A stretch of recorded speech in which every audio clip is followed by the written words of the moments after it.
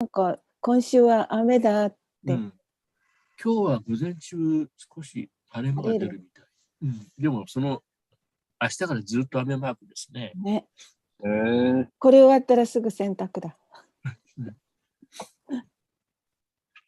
おはようごおはようございます。おはようございます。ハレクリシナ。おはようございます。みんなハレクリ元気ですか？シナ。はい、元気です。はい、元気です。よかった。日本は暑い？寒いです。寒いよね。ここにもちょっと寒いね。昨日はあられが降りました。そう。Yeah, very strange. 大きいの？ Okay, so 始めましょう。はい、お願いします。お願いします。お願いします。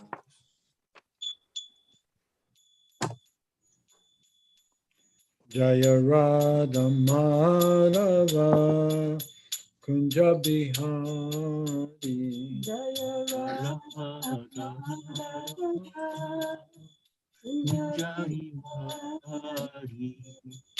Jaya Radha Madhava Kunja Bihari Radha Madhava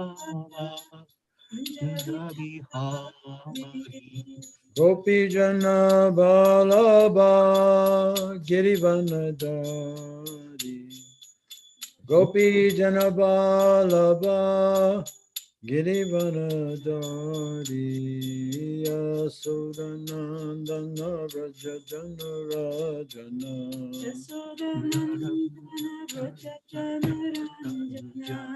Yasudanandana Raja Jana Rajana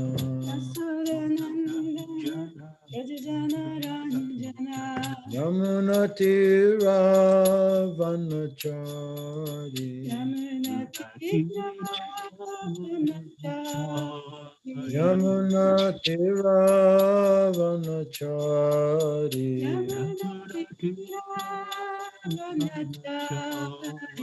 Jaya Radha Madhava Kunjabi Hari Jaya Radha Madhava Kunjabi Hari Gopi Jana Balaba Girivanadari Gopi Jana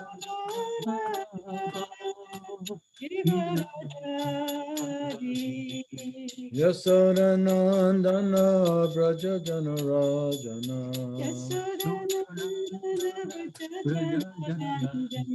Yasodanandana Braja Jana Rajana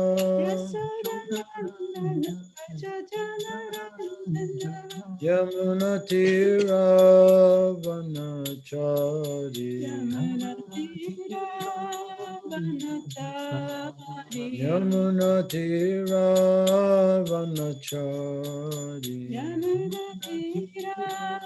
Vanachari Jaya Radha Madhava Kunjabi Hari Jaya Radha Madhava Kunjabi Hari Nitai Gaur Premananda. So we're on a new chapter, chapter 5. Chapter 5 Yes, moving right along in the 10th canto. 第10巻もだんだんともう第5章に入りましたね。 And today we're reading verses 3 and 4. 今日は第3、第4節です。第10巻第5章第3、第4節。So look at 3. Om Namo Bhagavate Vasudevaya. Om Namo Bhagavate Vasudevaya. Namo Bhagavate Vasudevaya.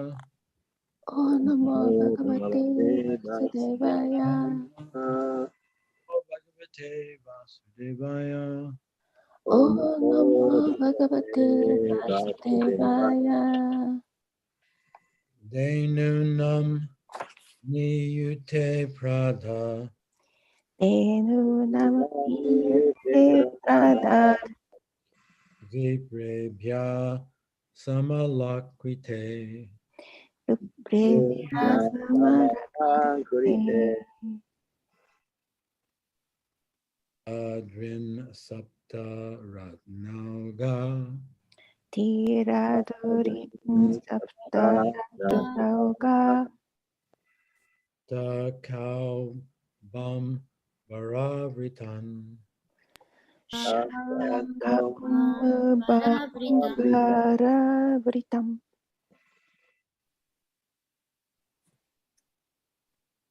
どうぞ。あれワーグナさんはいおっしゃらない。他の人もどんどんやってください。はい。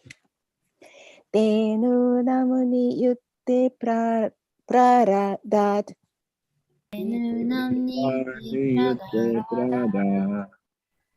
ビプレビアサマラムクリテ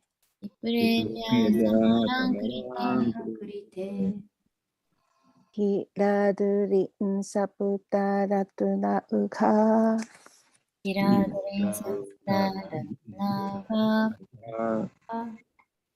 サタカウムバンバラブリタン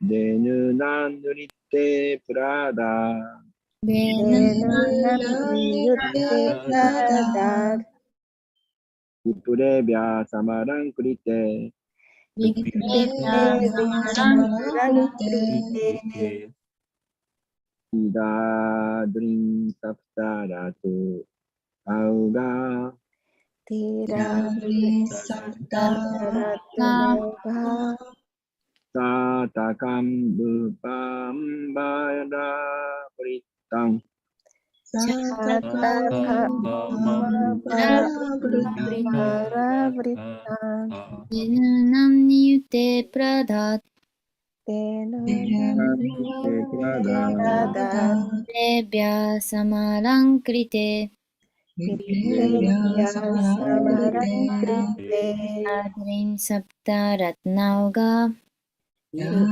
サプタラトナガラカウンバンバラブリタムシャタカマラブリタンテヌナミニティアプラダテヌナムに言ってプラダビプレビアサマラクリテビプレビアサマランクリテイラドリンサプタラナガラトナウガタタカンバンバラブリタンタカム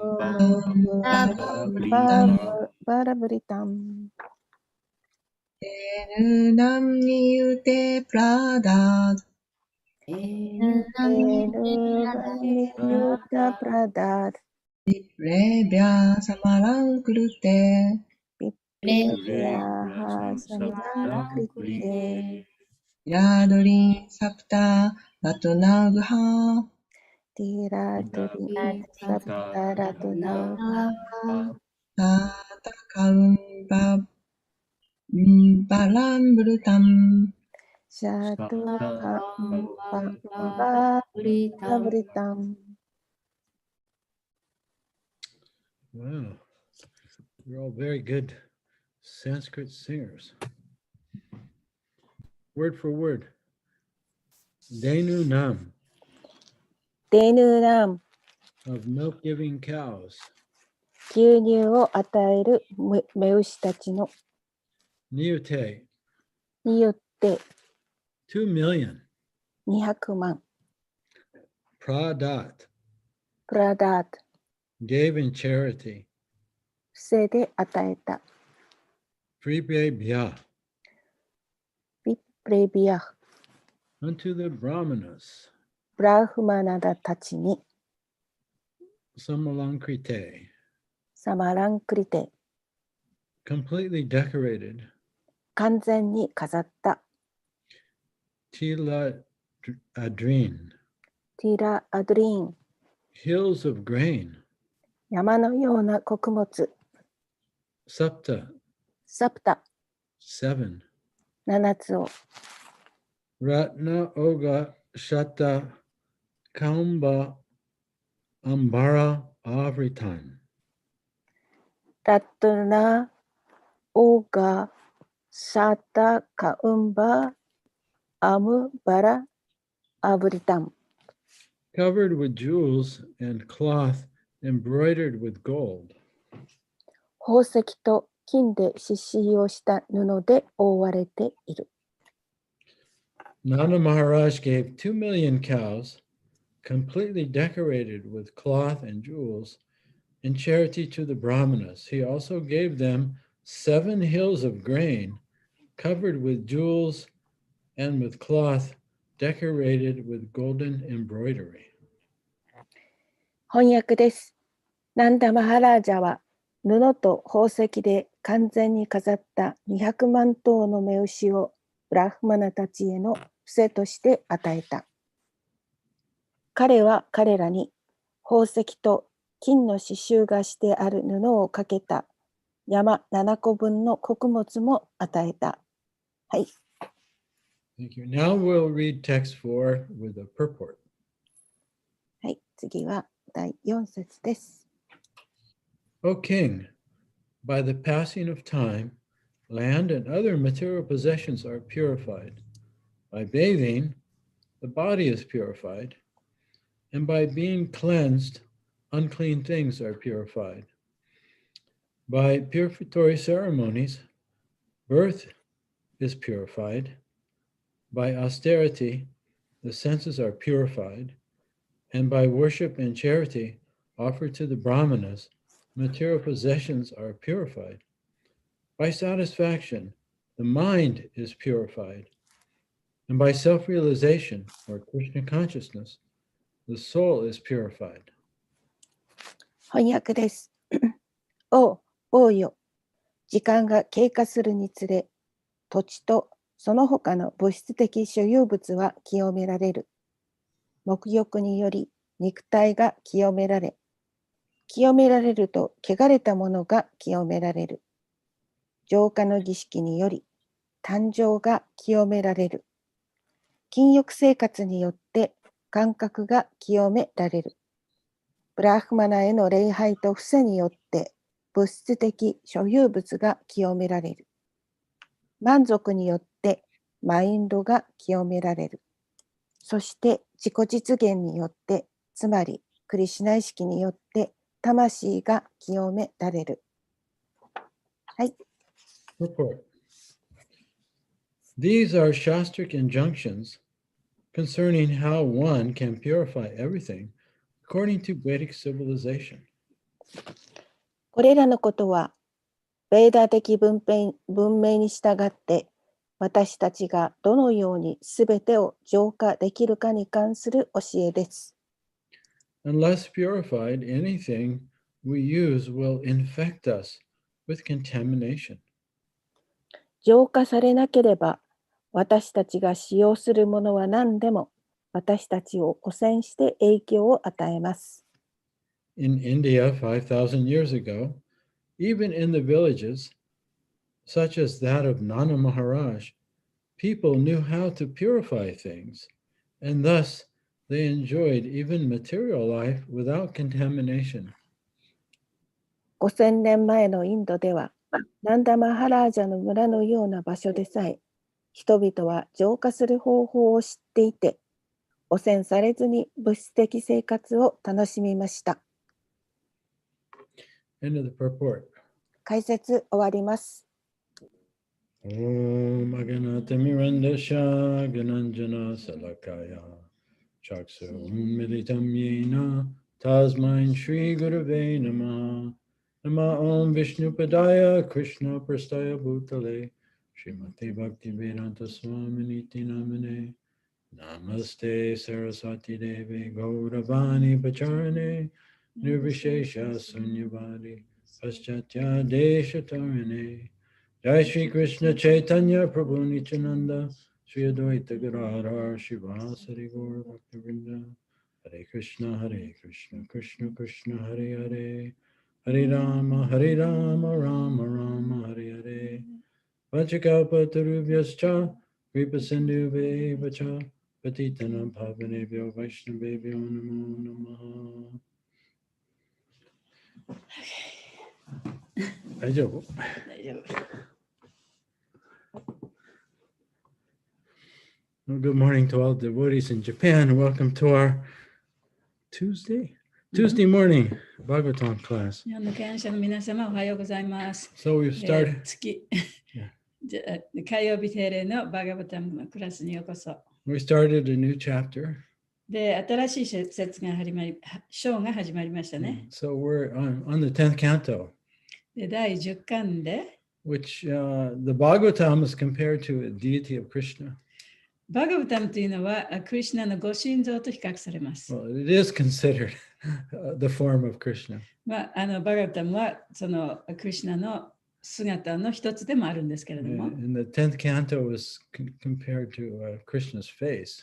で、第10巻というのはクリシュナの顔とね、比較されています。 So we're learning all about the intimate characteristics of Krishna and his pastimes and his qualities and his devotees. ですからここでもって私たちが学ぶことはクリシュナの性質とか、それからクリシュナの、娯楽の活動とか、なんだっけそういったクリシュナに関する、ね、もっとこう近しいことを、ね、学びます。Yeah, so up to this point in the story, it was setting the stage for Krishna's appearance and then finally his birth. で、ここまで読んできたところでは、そのクリシュナの誕生が書かれていて、そしてでここでクリシュナが生まれてきたというところまで読んできましたね。And now we're going to be moving on to Krishna's childhood pastimes in Brindavan. で、これからそのクリシュナの、子供時代、幼少時代についての娯楽の活動、ブリンダービンでの娯楽の活動についてのお話がなされます。Yeah, so at the end of the last chapter, Kamsa was meeting with his ministers. で、この章の前のところまではね、カムサの大臣たちと話し合いをしているところで終わりましたね。Yeah, so now Kamsa is aware that Krishna has appeared somewhere, but he doesn't know where he is. でだからカムサはクリシュナはどっかにいると。でもどこにいるかわからない。Yeah, and it's foretold that Krishna will kill him. で、クリシュナがそのカムサを殺すということがもうすでに予言されていた。So Krishna, Lord Vishnu, they're all thinking, Lord Vishnu, he's taken birth and he's with the purpose of to kill me. That's what Kamsa is thinking. で、カムサはそのビシュニュが私を殺すためにね、この世に生まれてきたというふうに考えているわけです。And so his ministers advised him to kill all the children born within the last 10 days. で、そこで大臣たちは、じゃあここ10日間の間に生まれた赤ん坊を全部殺せばいいというアドバイスをしました。And in order to kill Vishnu, you have to kill Vishnu's culture or the Vedic culture. でそのビシュニュを殺すためには、ビシュニュの文明、すなわちその献身者とかね、そういう人たちを殺さなきゃいけない。Right, and so the root of Vedic culture, the root of Lord Vishnu is his devotees and the Brahmins. そのベーダの文明、あるいはベーダの文明、あるいはビシュニュの文明というもの、それの一番根本にあるものは、そのビシュニュを敬う人たちだ、そしてブラマナたちだと。Yeah, so right now, at this time in the story, Kamsa and his ministers are sending all kinds of demons out into the land in search of Lord Vishnu and to persecute the Brahmins. で、ここの今のお話の中では、カムサとカムサの大臣たちはいろんな人をブリンダービンに送って、ブラマナたちをやっつけようとしてるんですね。At the same time, Krishna has appeared in Brindavan. He was brought there secretly by Vasudeva right after his birth. で、クリシュナはその誕生してすぐ後にバスデバによってこのブリンダービンに秘密に連れてこられていました。Yeah, and so nobody knows except Vasudeva that that he exchanged Krishna for Yoga Maya and left Krishna there at the birthplace of Yasoda and Nanda Maharaj. で、そのバスデバがクリシュナを連れてナンダマハラージとヤソダのお家でそのヨガマヤと交換してクリシュナをそこに置いてきたということはバスデバしか知らなかった事実です。Now Nanda Maharaj has realized, Mother Yasoda just gave birth to a son. で、ナンダマハラージは、うちの奥さんのヤソダがね、ここで男の子を産んだと。Yeah, so at every stage of life in the Vedic culture, there are purificatory ceremonies with the aim of helping the soul become liberated and go back to Godhead. ベーダの文化の中では、その魂が神のもとに帰るまでの間にいくつかのその浄化の儀式というのがあるんですね。Yeah, so even before conceiving a child, the mother and the father or the husband and wife, they purify their mind and their consciousness before sexual intercourse in order to attract an elevated soul. で、子供を身ごもる前にも、その両親は、より発展した魂をね、自分のもとに呼び込むことができるように、特別なその浄化の儀式というのがあります。That's called the Garbhodan Sanskar. それはガールボダナサムスカラという儀式です。So Sanskar means an impression in the mind. サムスカラというのは、そのマインドに残される印象のことを言います。Right. So Samskar itself is not positive or negative. サムスカラそのものはね、それがポジティブだとかネガティブだとかっていうことではないんですね。But material samskaras or material impressions are created by the three modes of nature and condition the soul. しかし物質的サムスカラというのは物質の三様式によってその魂のマインドの中に残される印象のことを言います。Yeah, so the nature of the material influence is contaminating. で、その物質的なもののその影響というものはその魂というものをね、汚すというそういう質があります。Yeah, so spiritual contamination means that the consciousness identifies with matter.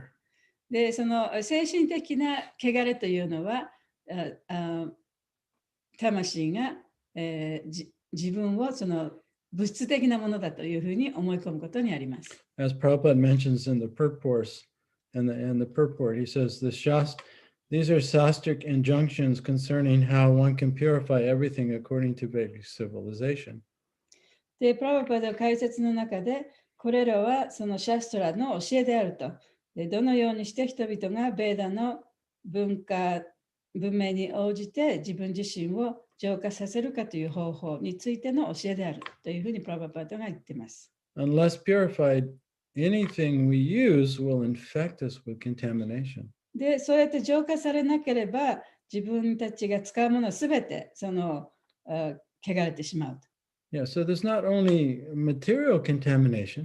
だから物質的な汚れだけではなくて、just like water may become contaminated. で、物質的な汚れというのは、例えば水がね、その汚染されてるかもしれない。Right, so before you drink it, one has to purify it. だから水を飲む前にね、それを清めるというか浄化しなきゃいけない。Right, so we have to boil it. だから例えば水をね、煮立てたり、or we have to strain it. であるいはそれをこしたり。Yeah. Otherwise, if we drink it, we might get sick.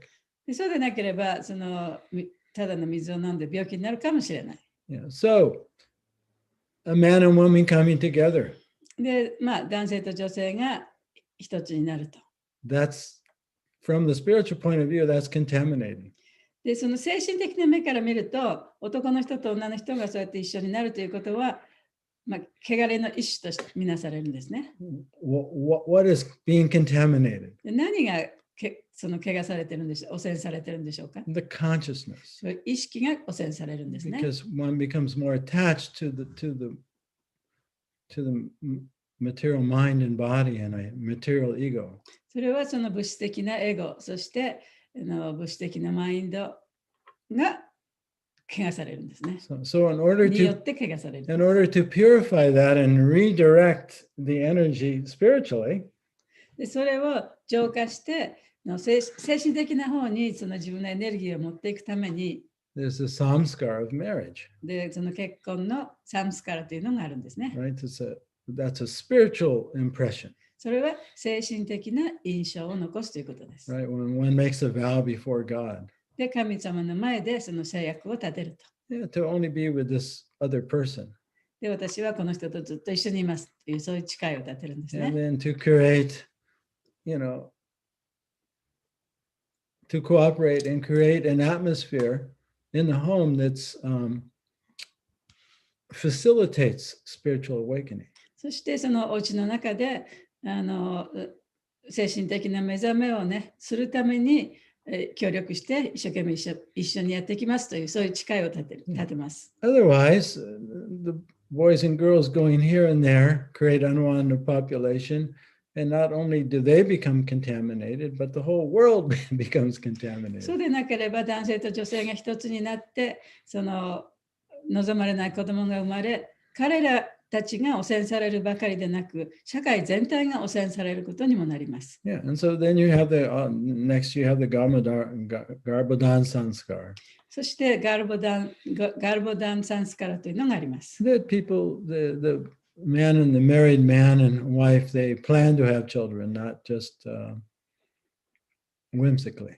で、その時にはその結婚した夫婦が、ちゃんと計画してね、意図的にその、子供を授かると。 Yeah, and now we're coming to where now a child has been born. そして今度は今はその、子供が生まれたという状態ですよね。 The child has just come out of the womb, で、子供がちょうどお母さんの中から出てきた。 and the umbilical cord has been cut. で、そこで、へその緒が切られた。 See, that's a very critical time for the mother and the child. その瞬間っていうのはお母さんとその子供にとっても非常に大切な時なんですね。 Because when the umbilical cord is cut, the mother and the child are now separate from each other. でそのへその緒が切られた瞬間に母親と子供は分離されるわけですから。 Yeah, not only physically, but physically, but biologically, up to that point, the child's life has been maintained by the mother's life. 物理的にはね、そのへその緒が切られるまでは子供の命というのは母親によって保たれてたわけですよね。 Yeah, it's the mother's heart and the mother's body that has been providing not only nutrition to the child, but also oxygenated blood. で、そのお母さんの心臓やお母さんの体によって、その栄養分を子供に与えたばかりでなく、その血液さえもね、子供に与えてたんです Yeah, ね。 the child hasn't begun to breathe yet.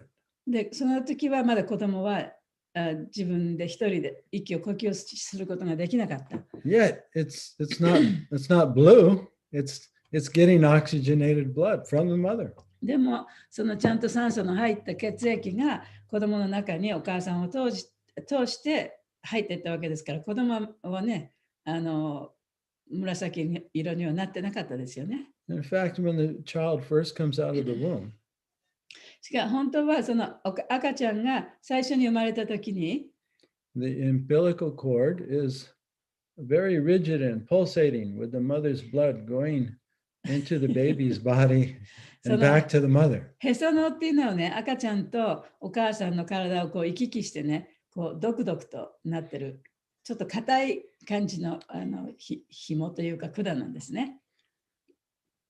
But as soon as the umbilical cord is cut, でもそのへその緒が切られるとすぐに something very mysterious happens. でも神秘的なことも起こるんですね。 The child takes its first breath, そこでもって初めて子供は最初に息をするんです。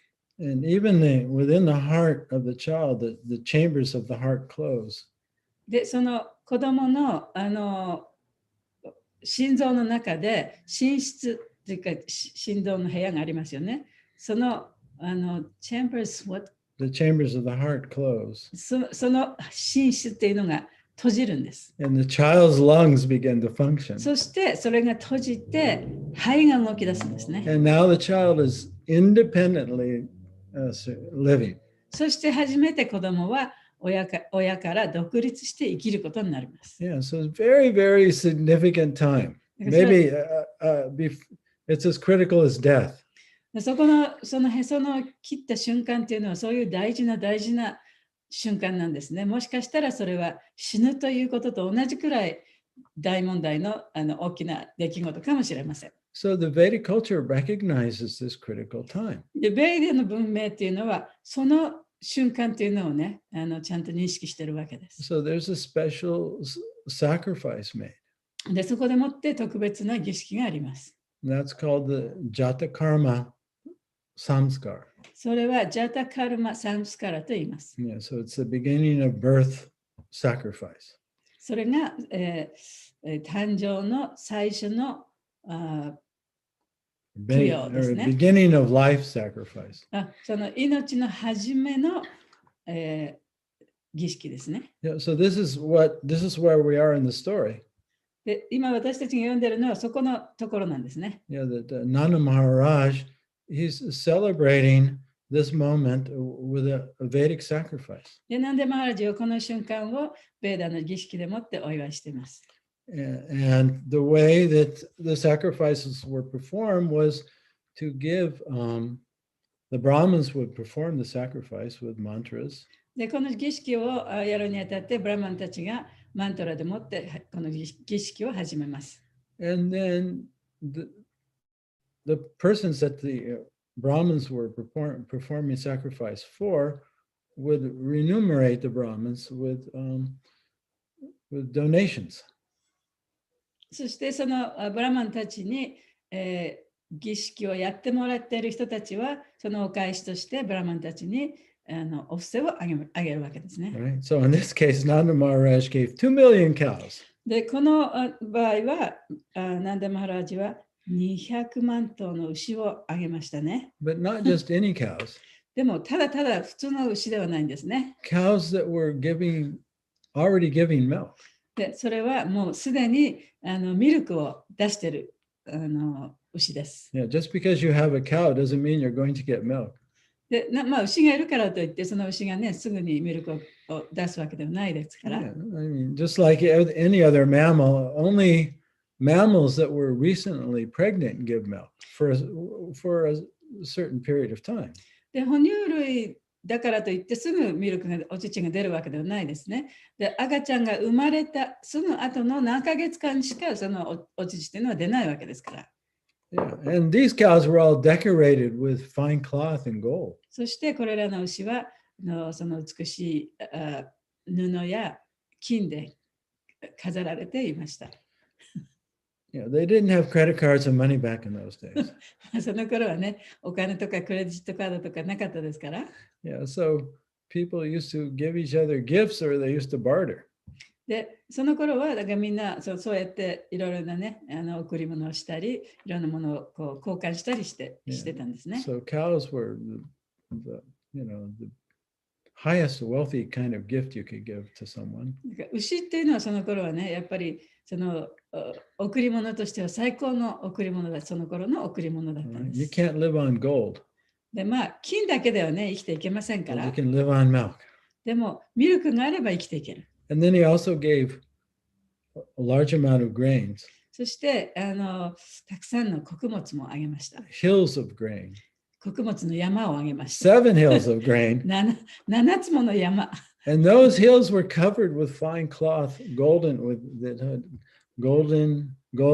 jewels embroidered into the cloth. で、その穀物の山も、その金の刺繍をされた布や宝石でね、覆われていました。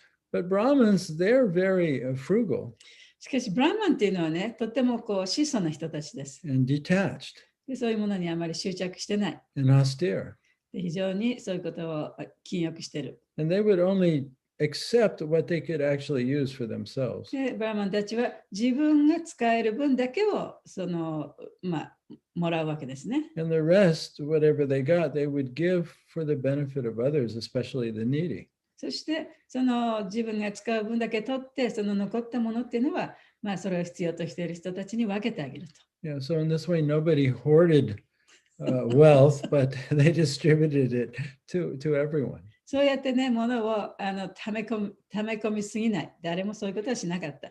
で、みんなにそうやって分けてあげていました。But see, that's also a form of purification. でそれはその浄化の一つの形なんですね。Because if you get a lot, でだからたくさん自分のもとにいろんなものがやってきたとしたら、and you hoard it, でそれを溜め込んでしまったら、that contaminates your consciousness それは意識を汚すことになります。 because you become attached というのはそういうものに執着してくるわけですか or ら。 fearful that you're going to lose あ it るいは自分がそれがなくなるんじゃないかと心配するわけですから。 or fearful that you're not going to have enough. あるいは自分にはもっともっとたくさんなきゃいけないんじゃないか、これでは十分ではないというふうに思ってしまうかもしれない。 So it's called a scarcity mentality. でそれは、欠乏のメンタリティ。Yeah. 欠乏してしまうという心理ですね。Yeah, so giving in charity is purifying the material wealth. チャリティをする、そのお布施をするということはね、その自分の持っているその物質的な富を浄化させることにもなるんですね。Yeah, it all goes back to this point. Unless purified, anything we use will infect us with contamination. でここにも書かれているように、その自分の使うものは何であったとしても、それが浄化されていなければ、それを自分を汚染するものとなってしまう。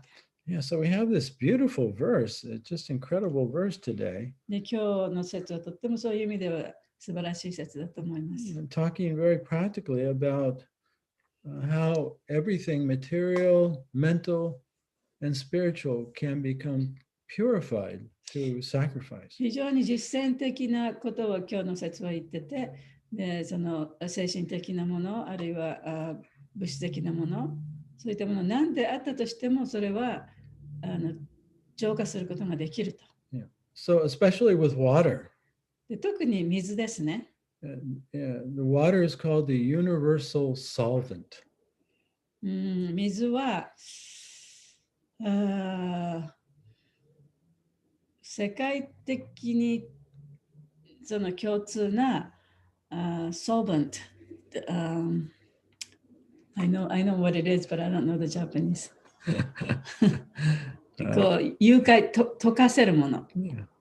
It will break things down. っていうのは、いろんなものをこう分解させることができるから。Yeah. So the Brahmins, they take bath 3 times a day. ブラマンっていうのは1日に3回沐浴をします。Shruti Kirti tells a funny story. でシューテ・キルティさんっていう人がね、とても面白い話をしてくれました。Prabhupada always took a bath 3 times a day, no matter where he was, traveling or not. で彼はプラバパードの召使いだったんですけどね、プラバパードはどこに行っても必ず1日に3回は沐浴したと言いました。Because when you take a bath, it not only purifies your body, but it also purifies your mind. You feel というのは refreshed. そうやってシャワーを浴びて沐浴をすることによって体をそのきれいにするばかりではなくて、コンシャスネス、自分の意識をもね、浄化させるからです。And Brahmins, they chant the Gayatri 3 times a day to purify their mind of the 3 modes of material nature. で、ブラマンたちは1日3回ガヤトリマントラというのを唱えます。で、それは自分のマインドのその汚染をクリアにするためですね。But in order to prepare the mind, you have to prepare the body with bathing. しかし、そのマインドをする前にその準備としてまず体を清めなきゃいけない。 Then you're in the right frame of mind to chant Gayatri. そうやって体を浄化することによって自分のマインドが今度はそういう精神的な活動をする準備をすることができるわけですね。And so, in the morning is considered the mode of goodness. で、朝はその徳の様式であると言われています。And then the afternoon, the midday is the mode of passion. 日中は、劇場の様式。And then the evening is the mode of ignorance. そして夜は無知になります。So in order to maintain one's spiritual center above the three modes of material nature, one chants Gayatri 3 times a day. だから自分のセンターをその一日を通じて自分の核というものをね、持ち続けるためには、ブラマンたちはその3回ガヤトリのマントラを言うわけです。So Prabhupada was always traveling. で、プラバパーダはいつも旅してましたね。And yet he would maintain his sadhana. しかし彼は常に自分のサダナを維持していました。So one time he was in the Hong Kong airport. で、ある時、香港の空港にいたんですね。Right? And there was some delay. で、その飛行機がちょっと遅れたと。So he took bath in the bathroom. で、プラバパーダはそのお手洗いの中でね、沐浴をしました。Yeah, and then he chanted Gayatri そして afterwards. その後ガヤトリを唱えま And した。 Shruti cleaned up everything. でもちろん、シュータキューティさんがね、その後全部掃除したんですけど。Well, the point is this kind of regularity and this kind of, taking bath, chanting the Maha Mantra or the Gayatri Mantra, this is how one maintains one's spiritual center and functions above the modes of material nature. で、私が言いたいことは、そういうふうに定期的にね、必ずそのマントラを、ガヤトリのマントラを言う前、あるいはマハマントラを言う前に、ちゃんと沐浴をして体を清め、そしてマインドを清めることによって、物質の様式を超えたところに自分を常に置いておくことができるということです。Yeah, so this verse is talking about how to purify not only material possessions, で、この説で言ってるのは、この物質的な所有物をどういうふうにその浄化するかということだけではありません。yeah, but also significant times in one's life, like the birth of a child, で、また、その一生を通じて大切な時、例えば子供が生まれた時とか、right? Austerity purifies the senses, で、感覚を浄化するには、禁欲生活が大切だとか、 and offering donations to the Brahman purifies your wealth. で、ブラマンにお布施をすることによって自分の富が浄化されるとか、 And practicing satisfaction purifies the mind. で、その樽を知るということですね。自分がちゃんと満足することによってマインドが浄化される。And practice of self-realization purifies the soul. そして、自己を悟るという修練をすることによって魂が浄化される。Yeah, so this is very similar to a section in the Bhagavad Gita where Krishna talks about austerities of the body, austerities of the mind, and austerities of speech.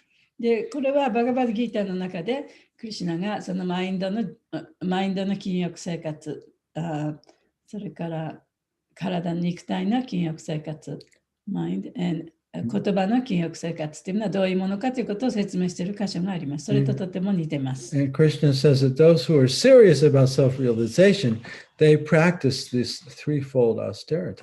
で、クリシュナは本当にその自分を悟る自己を実現することに心を砕いている人っていうのはこの3つのね、禁欲生活を行っていくことがとても大切だというふうに言っています。So we'll find this in Bhagavad Gita 17.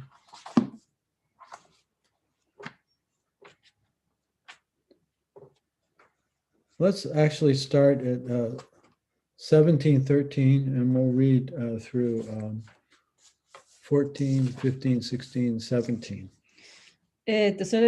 その話は、バガバッドギーターの17章の13節から14、15、16と16、17? So first Krishna says one shouldn't perform sacrifices. You just can't make this up. You have to follow sacrifices according to the directions of the Shastras, which Nanda Maharaj did. その供養あるいはその儀式というものをね、自分勝手にやってはいけないと。ちゃんとその定められたようにやらなきゃいけないっていうふうにまず言ってます。それはここでナンダ・マハラジがやったようなことですね。Because sacrifice means, whether you want to or not, you do it. で、その供養をするっていうのは自分がやりたい、やりたくないにかかわらずやらなきゃいけないことです。Otherwise, there's no purification. そうでなければそこに浄化は起こらない。All right. So let's start with 17:13. じゃあ、17章の13節から始めますね。And then after this, I'll open it up for discussion. で、その後で皆さんと話し合いをしましょう。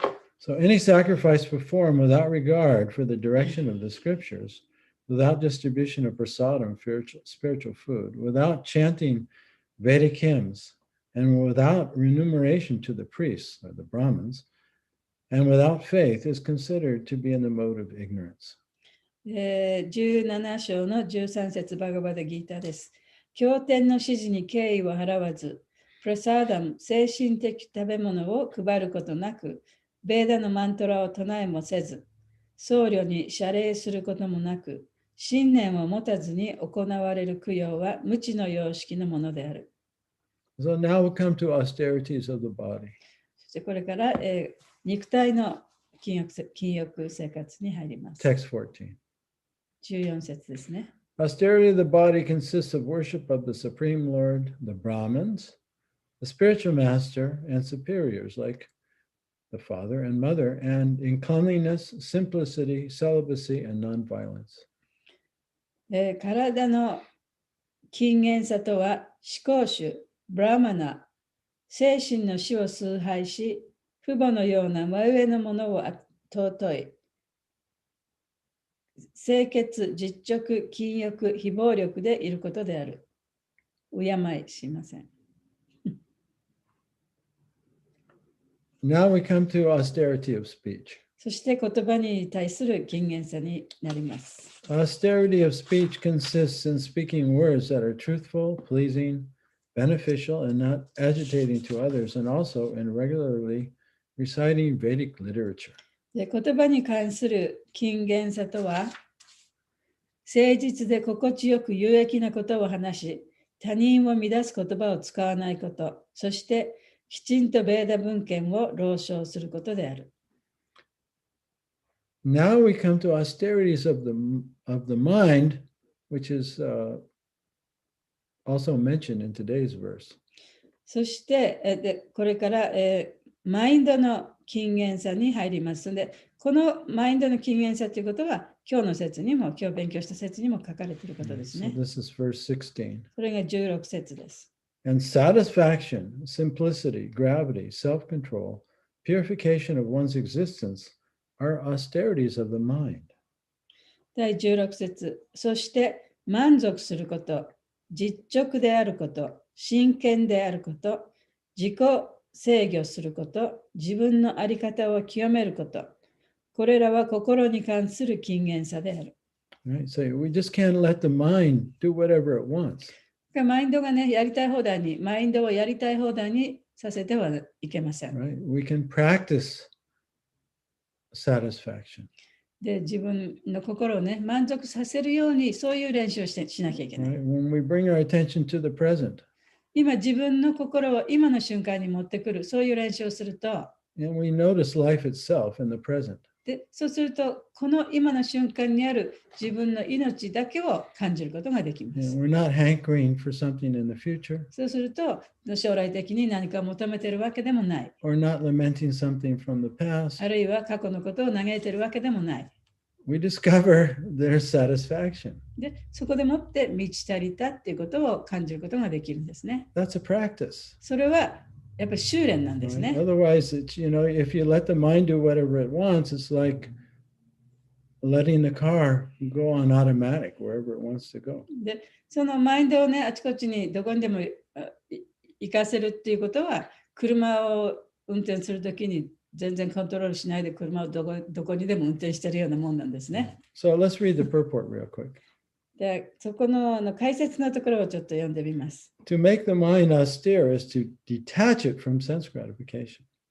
心を厳格な状態にするためには、感覚を満たしたいという思いから離れることである。Right? That means we don't contemplate the objects of the senses. それはその感覚の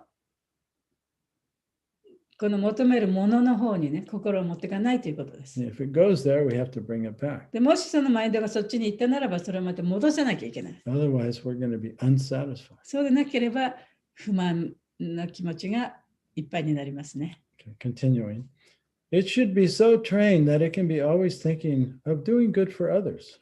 他人のために良いことをしようという思いを常に持ち続けるような心を養わなくてはならない。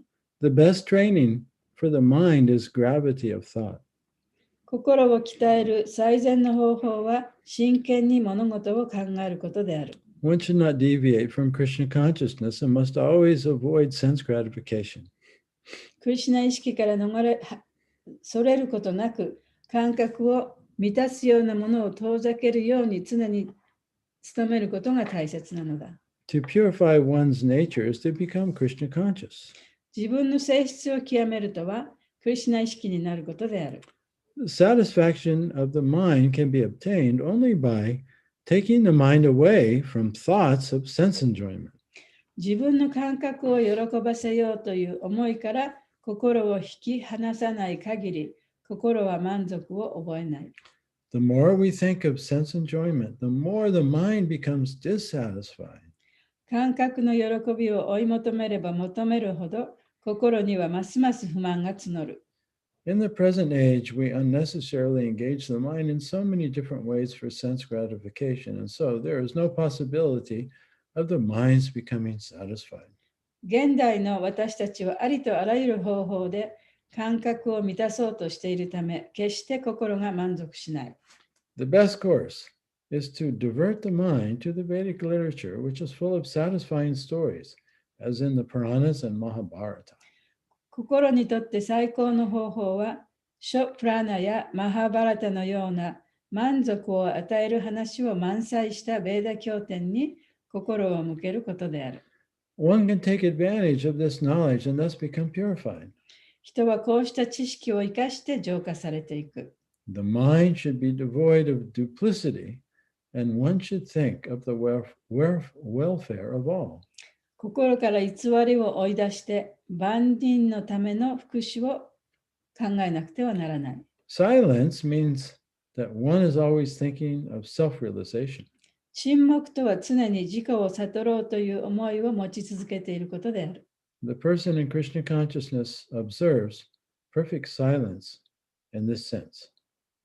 この意味において、クリシュナ意識の人は完全に沈黙を守っている。Control of the mind means detaching the mind from sense enjoyment. 心を制御するとは、心を感覚の喜びから遠ざけることである。One should be straightforward in his dealings and thereby purify his existence. 人はいかなる行動においても正直でいて、自らの在り方を清めなくてはならない。So that's another way we become purified is by being honest. で、その自分が浄化されるというもう一つの方法は、その正直になるということでもあります。All these qualities together constitute austerity of mental activities. 以上に述べた資質、すべてが心の動きに関する謹厳さである。Yeah, so we just read some very important instruction given to us by Srila Prabhupada in regards to the practice of satisfaction and how that purifies the mind.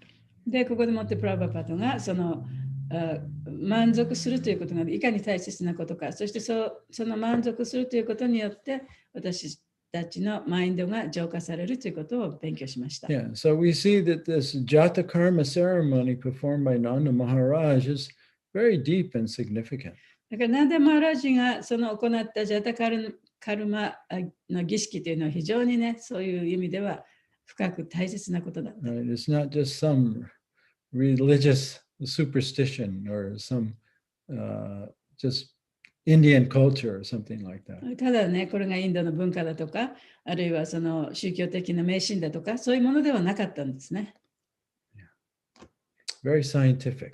非常に科学的なものでした。How to liberate the soul from material contamination. どうやったらその魂を物質的な汚れから浄化することができるかという方法でしたね。And not only the soul, but the whole society of souls.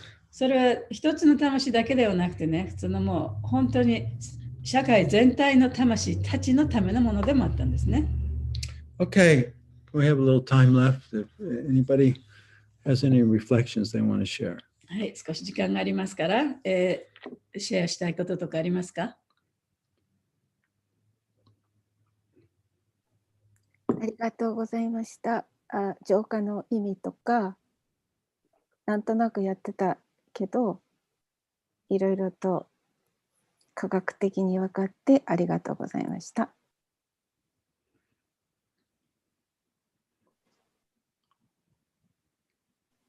英語でIn this only this verse, it is difficult to understand how purifying. You explained how to purify our body, mind, everything with the explanation scientifically. So it was really interesting. And with this understanding, we can follow how to purify ourselves. ありがとうございました。ありがとうございました。Thank you for your reflection.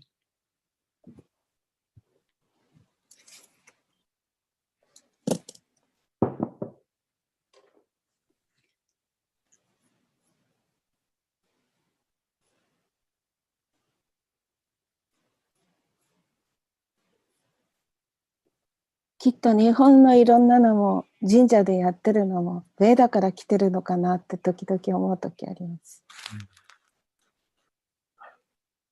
子供の誕生日とかいろんな3歳と5歳と7歳神社に行きます、ね。まあお寺のお金を儲ける方法でもあるかもしれないけど。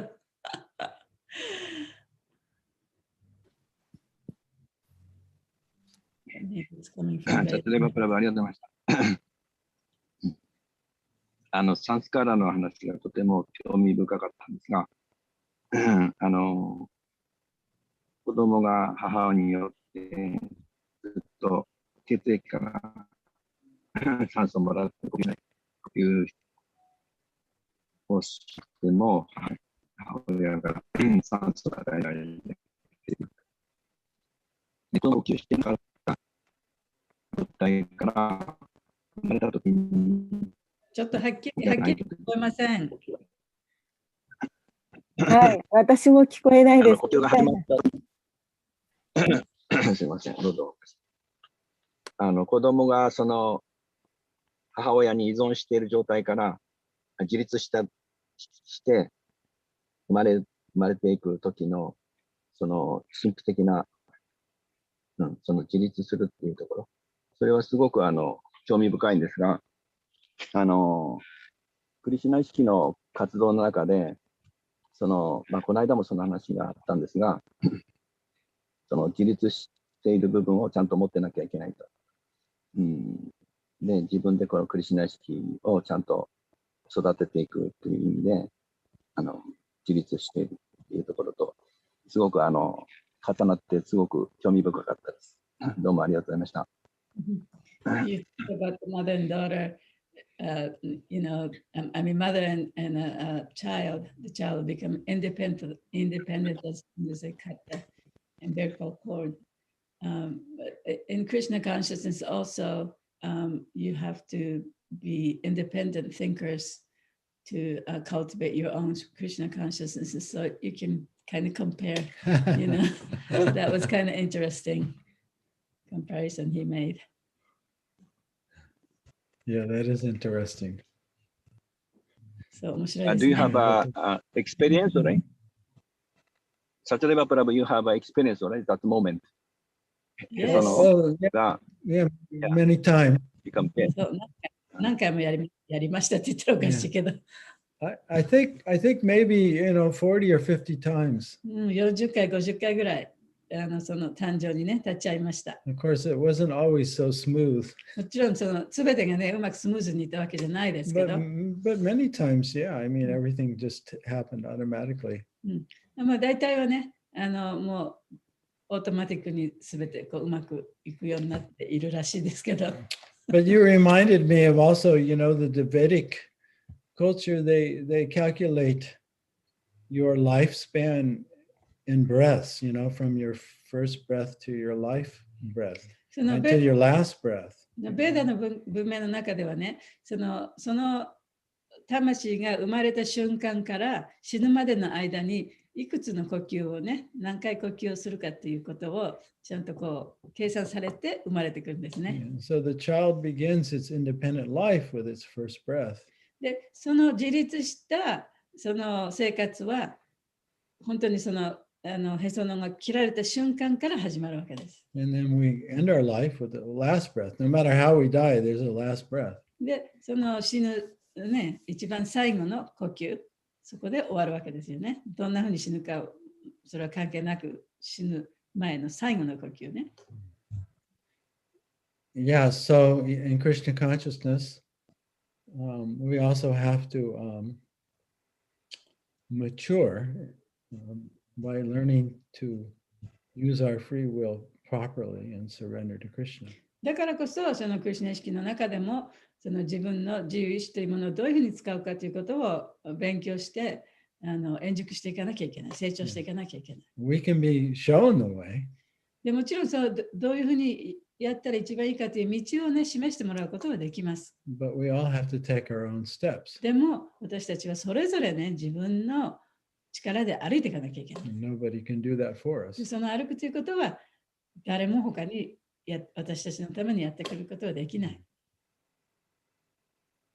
So in that way, you know, we live in an independent life in そうい Krishna う意味 consciousness. ではね、そのクリシュナ意識の中で、やっぱり独立してやっていかなきゃいけないっていうそういう面ですよね。So that means, you know, sometimes we fall down and we have to get back up, but each time we learn from our experience and try not to repeat those same mistakes.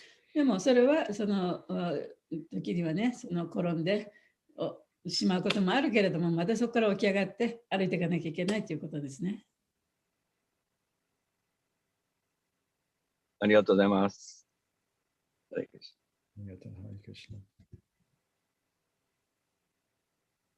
そう、デレクの行動の話、面白かったね。ちょっと神秘的。い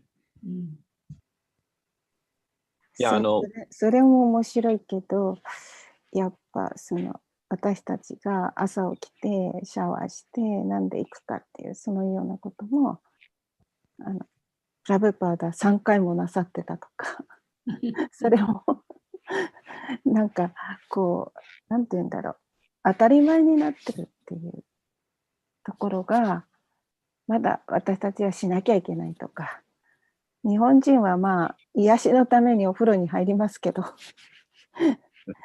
プラブパーダは浄化のためにそのお風呂じゃないけどそのシャワーするっていう、そういうこう考え方の違いも分かって面白かったです。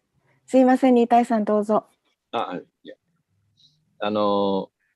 まあ、しょっちゅう僕頭痛がするんですけど、シャワー浴びると頭痛が解ける時がよくありますけど、やっぱそれも浄化だと思うんですけど。何が出る？シャワー。シャワー浴びる。頭痛の時にシャワー浴びると頭痛がなくなります。浄化されて。When you have a headache, you take a shower. また軽減される。はい。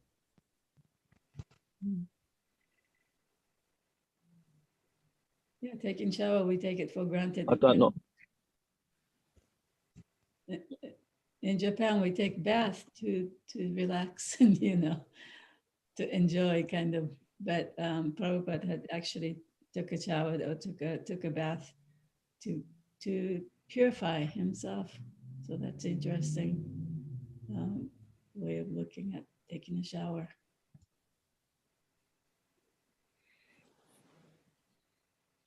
I also think the Japanese custom or culture of taking ofuro together is also very beneficial.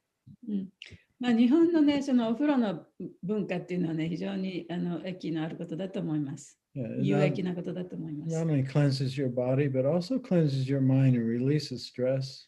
で、その体をきれいにするのももちろんですけれども、それだけではなく、そのマインドのストレスをね、ちょっとこうリリースしてくれる。And some of my best association with devotees and discussions has been in the onsen.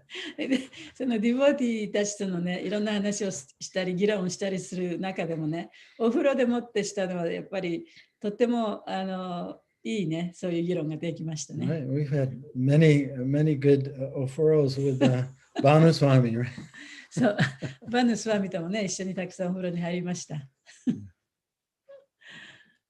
And wonderful discussions and bonding, you know. で、そうやっていろんなことを話し合ったりね、あるいはそのやっぱり近しい関係をね、培っていったり、お風呂の中でしましたね。ぜひまた日本に来てお風呂入ってください。ぜひぜひ行きたいです。